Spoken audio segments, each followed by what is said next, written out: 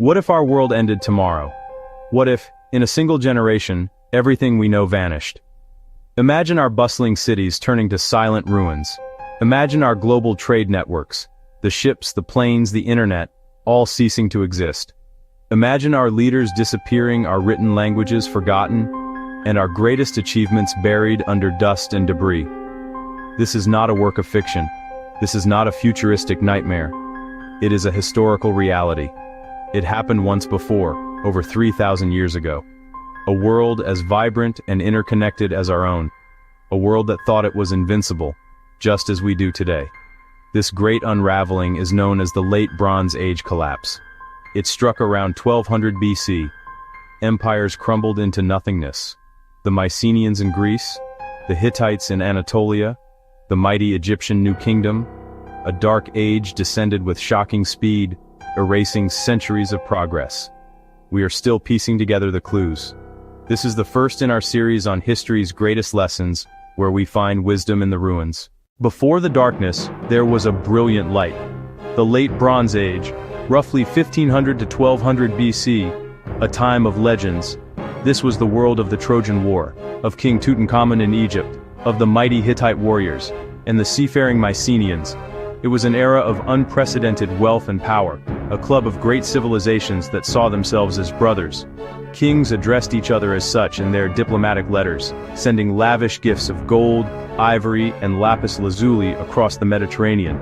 They were the superpowers of their day, their influence stretching across the entire Near East and Aegean. Imagine the trade routes crisscrossing the Great Green Sea, as the Egyptians called the Mediterranean. A ship leaving the coast of Syria might carry massive logs of cedar destined for Egypt, to be used in the construction of temples and royal barges. In return, ships from Egypt would carry grain, papyrus, and gold.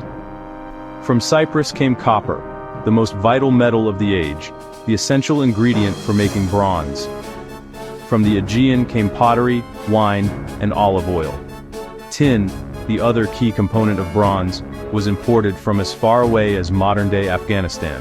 This was a truly international system, reliant on stability, upheld by palaces of splendor, vast archives, and monumental temples. They could not imagine a force that could threaten them all at once. Yet they were living on the edge of a precipice, about to be plunged into a darkness that would last for centuries. Then, the world caught fire. The collapse was not a slow decline. It was a sudden, violent storm. Within a single lifetime, from about 1225 to 1175 BC, the great cities of the Bronze Age were systematically destroyed. One after another, the centers of power and culture were put to the torch. Archaeologists digging through the ruins find the same terrifying story repeated across the region. Thick layers of ash and destruction. Skeletons lying unburied in the streets. Palaces filled with signs of a desperate final struggle. The glittering world of heroes and kings ended in blood and fire.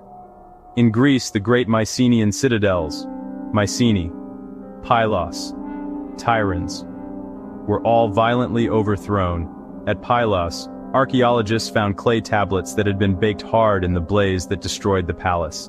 These final records speak of watching the coasts, of dispatching warriors and rowers to defend the kingdom. Desperate messages sent in the final hours before the city fell. After the fires, the art of writing itself, known as Linear B, vanished from Greece for over 400 years.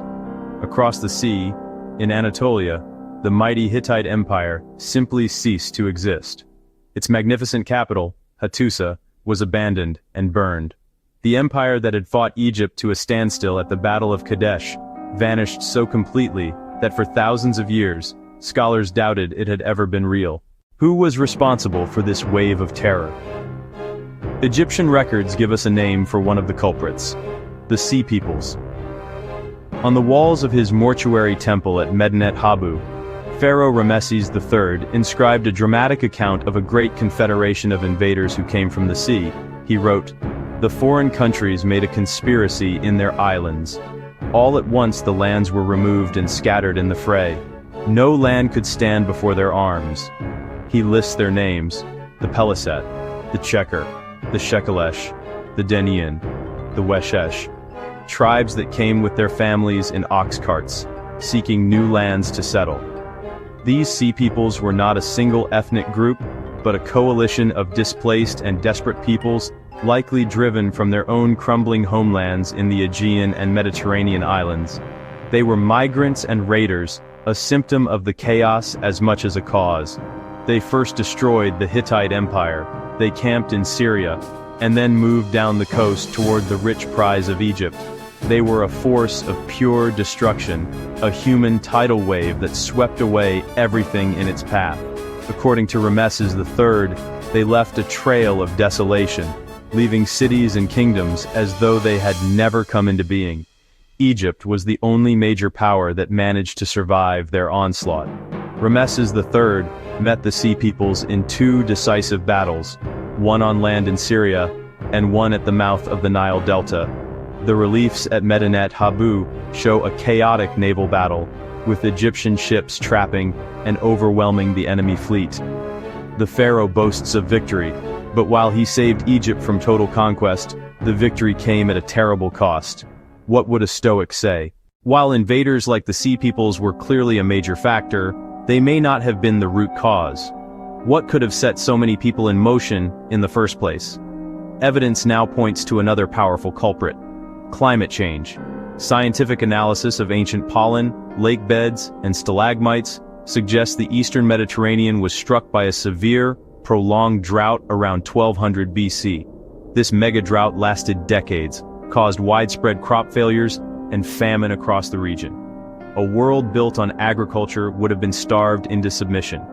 Famine would have destabilized the great kingdoms from within. A king's legitimacy rested on feeding his people. When the rains failed year after year, the people lost faith in their rulers and in their gods. This led to internal rebellions, civil wars, and social breakdown. Entire populations abandoned their homes in search of food and water, creating a massive refugee crisis. The Sea Peoples may have been climate refugees driven from their lands by hunger and desperation. As if drought were not enough, the region was also rocked by a series of major earthquakes. The Aegean and Eastern Mediterranean lie on an active tectonic zone.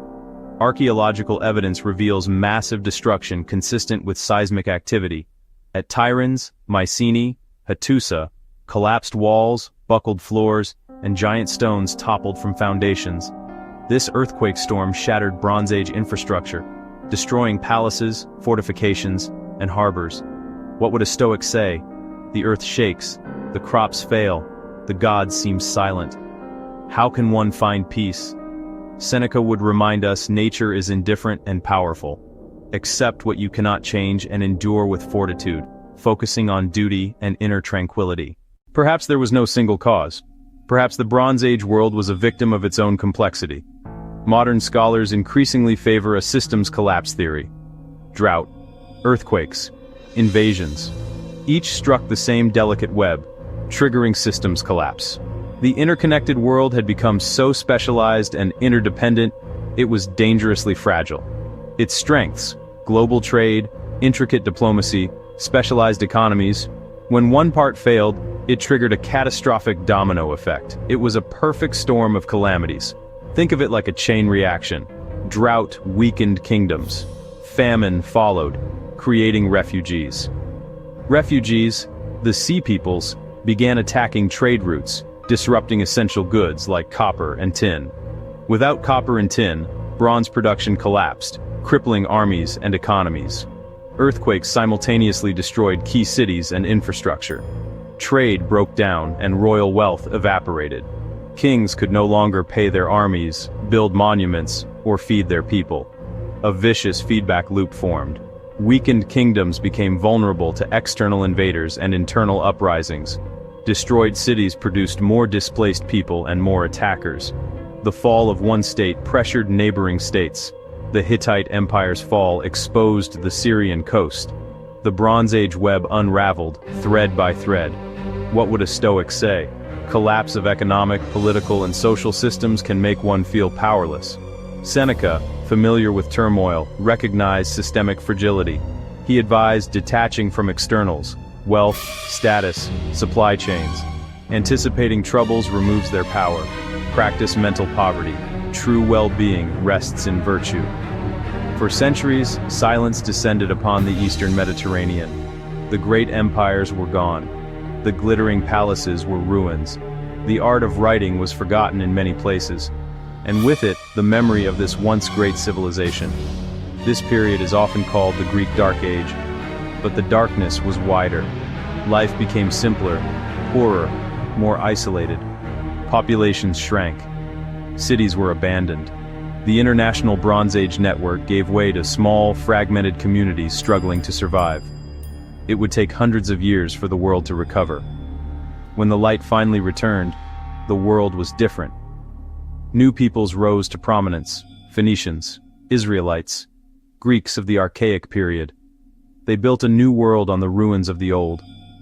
Memory survived only in fragments. Epic poems like the Iliad and the Odyssey. Tales of great heroes, wealthy kings, a catastrophic war. The collapse of the Bronze Age is a humbling lesson. No civilization is permanent. Complexity and interconnectedness are strengths and fragilities. Systems that help us prosper can accelerate downfall. Ours is far more complex and interconnected than theirs ever was. Could it happen again?